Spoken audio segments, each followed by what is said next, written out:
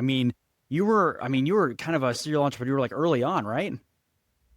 Yeah, I pretty early on, my parents owned an appraisal company, so I saw it from the early stages. My mom always jokes that I was their first employee as we went to Walmart or your Walgreens and developed photos to attach to appraisals back in the early days.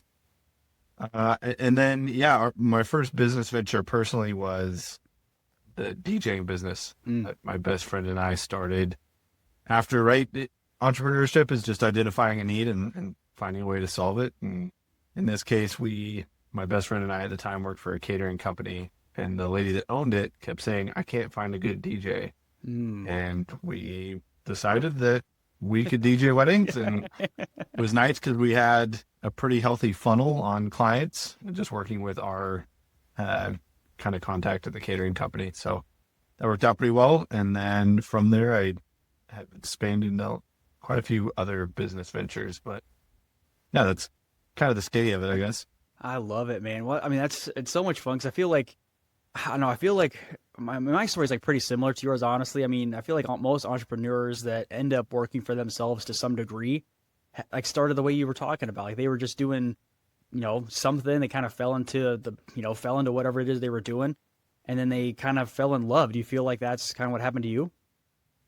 Yeah, I think for me, it was always about problem solving. And Mm, yeah, you end up falling in love with solving problems because there's that like gratification loop or the positive feedback loop that happens when you get that momentum and you see progress. And for me, that's kind of where it stemmed from. I also like ideas. I'm mm, always kind of the idea guy in the room. I can run the operations, I can do the tactical things, but people often my wife always jokes at least. A lot of my conversations with friends are them proposing some sort of a problem that they have, and then me solutioning with them for hours on end on the 10 different channels they could uh, solve that problem through. So, yeah, I got to tell you, man, that resonates a little bit with me. I got to tell oh, you. So let me ask you though, because I mean, I'm right there with you. I think entrepreneurship comes down to problem solving at a large, I mean, hopefully replicable scale. But I'm a really big believer that, I mean, you could have the best solution, whatever it is, to whatever problem you might have, right? But in my opinion, I really think that it comes down to execution and how quickly you can execute, and then ultimately pivot and learn from your mistakes and try something different. I mean, how do you feel about that?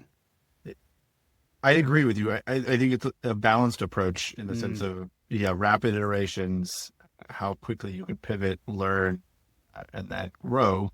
I also have kind of come to terms with the reality of the McDonald's model where it's structured model. So the more mm, structure you can have in place for your people, it allows them to grow and develop and the business to grow and develop. So it's not, if you can't replicate it, right?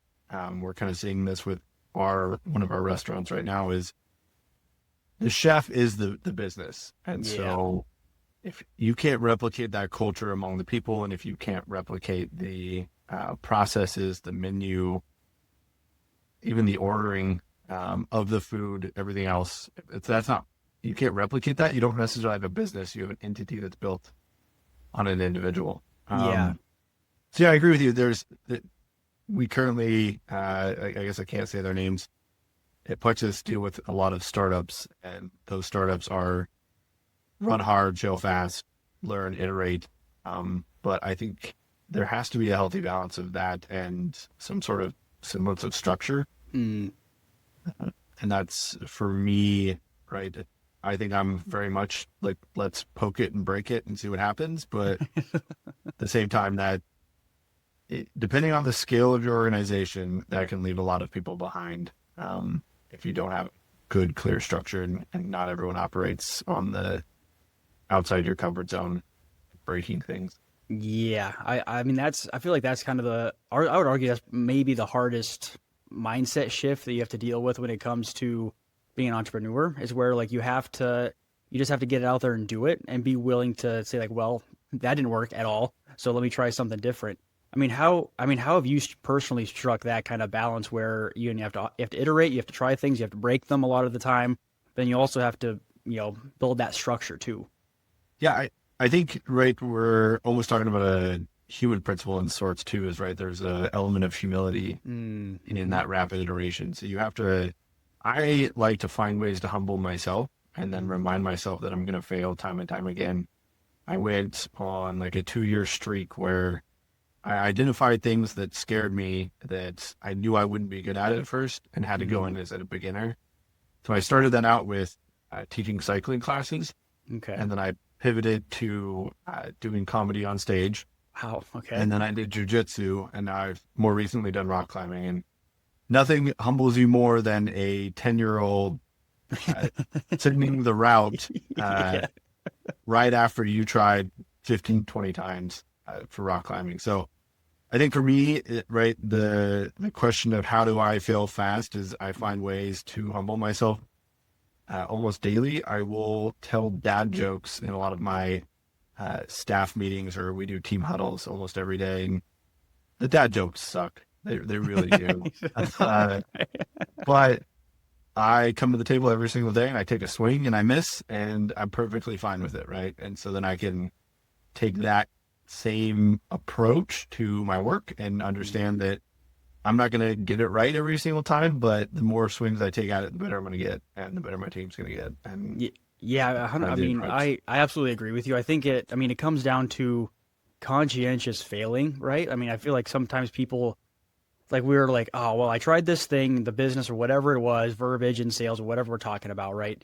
And it's just saying like, well, that didn't work, so I don't know, I guess I'm not any good at this. And like I said, like one of my favorite sayings when we're talking about failure in particular, and I can never, ever, ever remember who said this, but it's try, fail, try again, and fail better. And I think that's really what it comes down to. And I think particularly in entrepreneurship, in my opinion, I mean, it comes down to grit, right? You gotta be willing to show up, kind of embrace the suck a little bit, because not every day is going to be a great day, and just keep going. I mean, do you agree with that? Absolutely. Mm, It's the author that wrote Think and Grow Rich. He says yeah. in his book, essentially, it's a matter of making a decision and then doing the thing to get you towards your decided goal. I think that's the only way that you don't succeed is if you quit, right? Yeah. Yeah. I And mean, I think that's you're. I think the hardest thing about Mm, entrepreneurship, though, right, is gonna be so much failure that you're gonna have 100 different opportunities to fail along or quit along the way. yeah. Well, and I think you got to keep going until you find something that works, right? And working doesn't mean like, oh, I started a business 3 months ago and now I'm making $1 million every other day and all this kind of stuff, right? Like, I don't know about you, but I would love that. That sounds pretty good. But I mean, it can be just like, oh, I tried, like a new social media campaign or whatever it is. And like, I got, 5 more likes or I got a couple more comments or whatever on whatever it is I was trying. So that's my new thing. Now I'm going to do that and replicate that as much as I can until I find something that does a little bit better. Just doing it over and over and over again until until you win, really, I think is what it comes down to. At least I think so. Well, I think sports that way, right? You ever played any sport growing Yep. up, you're going to continue to fail. And as long as you can do a little bit better, you're going to get to the point to where you're actually succeeding and you're actually winning. Same thing with teams. I think at least for me, the difficult part uh, about the maybe cycles of failure is Mm, there comes a point that you have to have things to change your frame of reference or your mindset to be able to look at it in the way that you just kind of portrayed is, oh yeah, I did get 5 more likes. That's a win. That's yes. progress. Because Yes. otherwise, I think we often gravitate towards the negative feedback loops, or the negative in our lives is